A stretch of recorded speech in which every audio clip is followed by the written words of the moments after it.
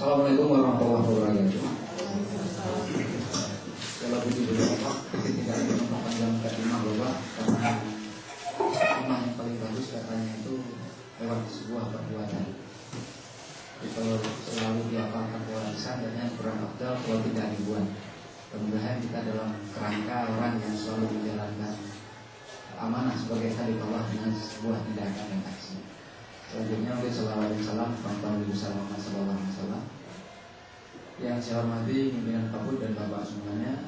Nah, hari ini kita akan mencoba membahas tentang 10 menit agenda kerja kita sebagai guru. Nah, sebelumnya saya juga seorang guru. Kalau dihadapkan pengalaman Bapak dengan saya, yang masih jauh sekali sayanya tertinggal.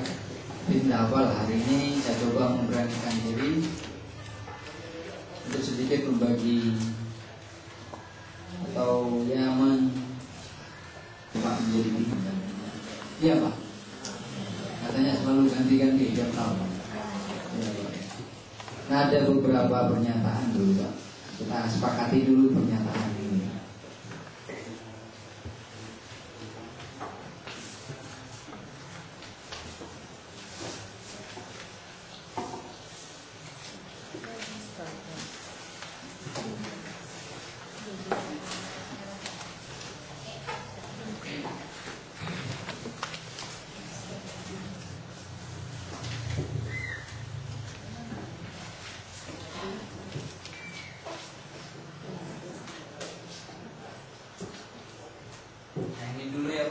Yang ditanya ada ibunya, apakah guna dari sebuah standar lulusan bagi seorang guru? Kira-kira jawabannya Bapak atau ibunya kepingin jawab ya silahkan. Atau perlukah kita menetapkan sebuah standar lulusan bagi anak-anak kita? Ayo Pak, kita ngomongnya enak, tidak usah ada seakan-akan saya ini dilihat sebagai orang yang ngerti segalanya. Tidak, sudah dari awal saya katakan kalau di guru saya 2003 mengangkatan laut. Tapi pernahkah kita seorang guru menetapkan SKL yang lebih rendah atau kita pecah-pecah? Kalau umpamanya saya guru matematika, menetapkan SKL untuk pelajaran matematika, kemudian menetapkan lagi untuk setiap pokok bahasa, menetapkan lagi pecah-pecah. Pernahkah itu dilakukan oleh seorang guru? Saya rasa tanpa kita sadari kita telah melakukannya. Mungkin selama ini tidak tertulis, itu saja. Karena saya tidak berani mengatakan seorang guru berani memberikan sebuah nilai kepada siswa tanpa sebuah perencanaan yang objektif. Tapi mungkin itu belum tertulis, belum terorganisir dengan rapi. Seperti gini juga, Bapak masuk pernah nggak Bapak masuk ke dalam kelas tidak membawa RPP? Pernah. Tapi kan pengajarannya berjalan Pak ya. Berjalan Pak ya.